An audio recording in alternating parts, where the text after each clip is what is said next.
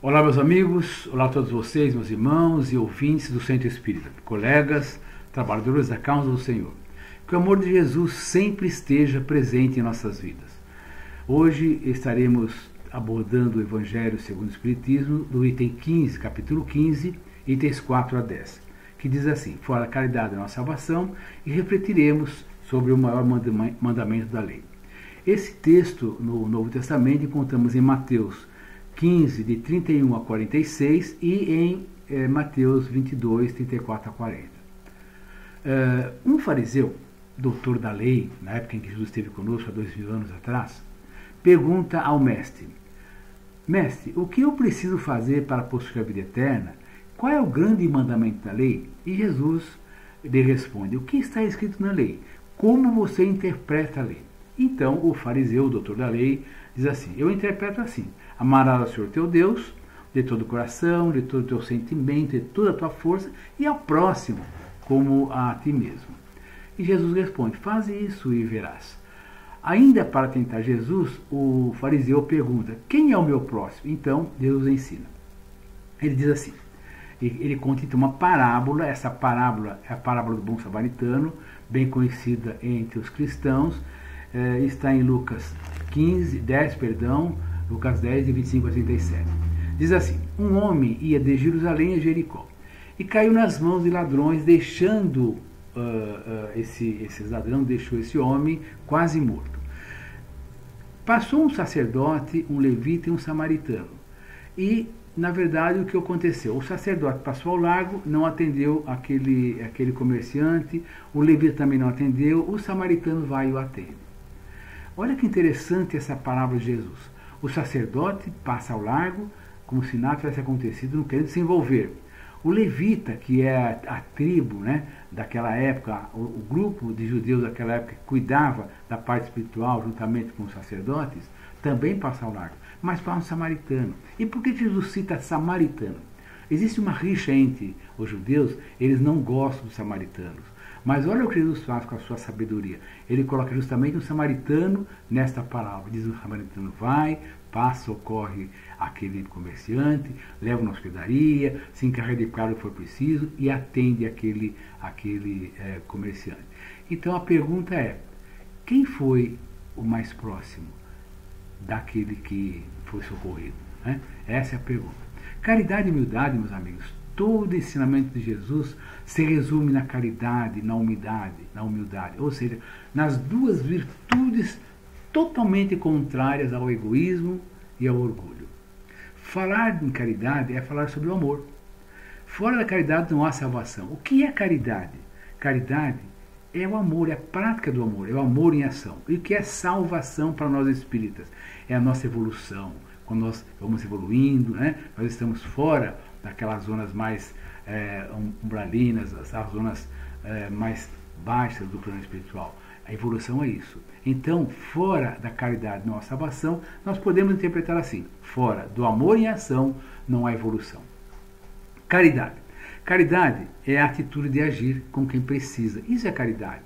Sem interesse e sem esperar nada em troca. Então, as pessoas, mas como? O que é caridade? É isso. É a atitude de agir, é a ação do amor, né? Sem esperar nada em troca, sem esperar, inclusive, que a pessoa venha agradecer, nada disso. É se mostrar presente nas situações de necessidade do mais próximo. É agradecer sempre pela oportunidade em auxiliar. É sermos gratos por essa oportunidade. E não esperar a gratidão daquela pessoa que nós auxiliamos. É lembrar aos outros com atitudes o quanto você os ama. É ficar alegre por ajudar.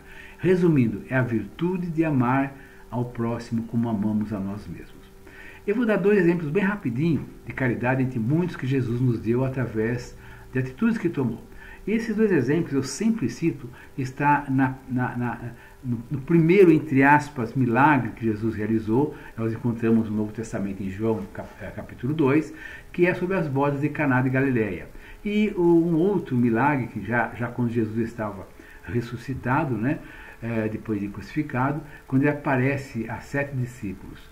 Eu vou explicar para vocês esses 2, para vocês sentirem onde houve aí caridade e para você ver que caridade se aplica em qualquer momento e qual o objetivo dessa desse ensinamento que eu vou estar passando para nós todos, que nós estaremos refletindo. Diz assim, em Caná da Galileia, naquela região, houve um casamento de uma pessoa que Jesus conhecia, e essa pessoa convidou Jesus, convidou a mãe de Jesus e convidou também os discípulos. Quando acabou o vinho da festa, a mãe de Jesus pede a Jesus e avisa a Jesus que o vinho acabou, eles não têm mais vinho, diz para Jesus. E Jesus, então, sabendo dessa situação, atende ao pedido da mãe, chama os servos daquela festa e diz: encham de água as talhas. E os servos encheram as talhas totalmente. Eram 6 talhas de pedra que os judeus usavam para as purificações. Depois de cheios, Jesus determinou: lá, levai as talhas ao mestre-sala. E o mestre-sala, provando aquela água transformada em vinho, sem saber de onde viera, disse: todos costumam servir o bom vinho primeiro, e quando já beberam fartamente, serve o inferior. Tu, porém, guardaste o bom vinho até agora. Veja o interessante: Jesus, convidado para uma festa de casamento, faz, vamos dizer assim, o que nós podemos chamar de primeiro milagre. E qual o significado disso, afinal de contas? É mostrar que Jesus sempre nos auxilia nos momentos de dificuldade, transformando situações difíceis em situações de caridade e de amor. É necessário mostrar ao povo daquela época a sua chegada também, né? Essa foi o grande objetivo, né, de Jesus nesse primeiro milagre.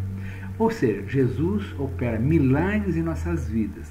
Em nossas vidas, em que sentido? No nosso lar, no nosso trabalho, no meio social, enfim, todos os momentos da nossa vida, quando nós o convidamos para participar de nossa atividade. Isso é caridade. Jesus nos convida a seguir o seu exemplo. E uma outra situação que eu posso citar para vocês é quando Jesus já está ressuscitado. Está em João 21, no Novo Testamento. A gente sabe que com a crucificação de Jesus, os discípulos ficaram desnorteados, todos eles. Pedro liderava, de certa forma, um grupo de discípulos, e principalmente após, né, a crucificação de Jesus. Então todos estavam com Pedro, pelo menos 7 discípulos estavam com Pedro, e eles estavam junto ao mar de Tiberíades, ou seja, ao mar da Galileia, né, o lago Tiberíades ou o mar da Galileia. E Pedro, então, desiludido, chateado, sem o seu grande mestre, né, ao seu lado, não sabia o que fazer e falava: vou pescar. E os discípulos que estavam com ele, portanto, o seguiram, mas não conseguiram apanhar nada naquela noite. Ao clarear a madrugada, Jesus estava na praia, já ressuscitado, né? E os discípulos não o reconheceram. E Jesus disse: vocês têm aí alguma coisa para comer? E eles responderam de longe: não, não temos nada para comer. Então Jesus disse: lançai a rede do lado direito do barco e vocês vão encontrar. Assim eles fizeram, e quando puxaram a rede, de tão grande a quantidade de peixes, eles não conseguiam colocá-la sobre o barco. Ao saltar em terra, viram ali umas brasas, e em cima peixes, e havia também pão. E Jesus fala: vinde e comei. Aí eles reconheceram Jesus. Era a terceira vez que os discípulos, que Jesus se manifestava aos discípulos depois de ressuscitado. Olha que coisa interessante, né? Depois de terem comido, Jesus pergunta a Pedro: Pedro, você me ama? Ele pergunta 3 vezes. Na terceira vez, Pedro responde: mestre, tu sabes todas as coisas, tu sabes que eu te amo. Então Jesus diz: então apacenta minhas ovelhas. Olha só que maravilha. É a caridade de Jesus para com todo o seu povo, com todo o seu rebanho, que somos todos nós, em todas as épocas, em todas as gerações, em todos os momentos. Apacenta as minhas ovelhas. O significado desse episódio: Jesus prepara um banquete a quem o segue. É como se dissesse: ajuda e o Senhor te ajudará. Pedro, que negara Jesus 3 vezes, então é divertido. Vai me negar de novo? Então Pedro sai e daí para frente se torna um excelente, maravilhoso divulgador das mensagens do Mestre Jesus. Meus amigos, nós temos o livre-arbítrio. Não vamos esperar para tomar a melhor decisão da nossa vida mais para frente, quando não teremos mais tempo. Vamos começar a nossa transformação moral, a nossa transformação no sentido de ajudar o próximo, agora. É uma questão de atitude. Vamos lembrar das palavras do Cristo: o céu será conquistado pela caridade e doçura. Isso está em Mateus 11, Evangelho do Espiritismo, encontramos no item 5. E ainda ele fala, o que tem ouvidos de ouvir, ouça, ou seja, vamos seguir, vamos fazer o que é principal da vida, a coisa mais importante. Deus sempre é mais próximo, mas nós esquecemos disso. Amar a Deus e ao próximo como a nós mesmos, tão simples assim. Nós sabemos que a saída para a nossa transformação, para a nossa felicidade, está no alto. Como assim? Deus sempre está pronto para nos ouvir. A distância é apenas uma oração. Como a vida seria bela se todos realmente amassem ao próximo com a si mesmo. Se tratássemos o próximo como irmãos queridos. Se fizéssemos ao próximo o que gostaria que fizessem para nós. Se orássemos pelo próximo como oramos para nós mesmos. Né? Nós temos que ter isso em consciência. Tem um conjunto de frases que diz assim. O dinheiro traz homens ricos. O conhecimento faz homens sábios e a humildade faz homens grandes. Isso é muito importante. A humildade faz homens grandes. Eu quero acrescentar mais uma frase nesse contexto. Uma frase que vem do Espiritismo, que é a seguinte: a caridade faz os homens evoluírem. Meus amigos, é muito simples ser feliz. É muito simples abraçar a causa de Jesus. É só ir na fonte do amor que é Deus, que é nosso Pai, e pedir a Ele: Senhor, me ajude a ser uma pessoa diferente, a fazer um pouco mais pelo meu próximo, a fazer aquilo que eu gostaria que fizessem por mim. Então nós seremos realmente muito felizes. E estaremos irradiando esse amor que nós temos, não só nossa família, a nossa esposa, a esposa ao marido, aos nossos irmãos, aos nossos filhos, mas também a todos aqueles que convivem conosco. É gostoso ser feliz. Só experimentamos isso através do amor de Jesus. Uma boa noite a todos, que Deus os abençoe, fiquem com Deus e até uma próxima oportunidade. Muito obrigado pela atenção de todos.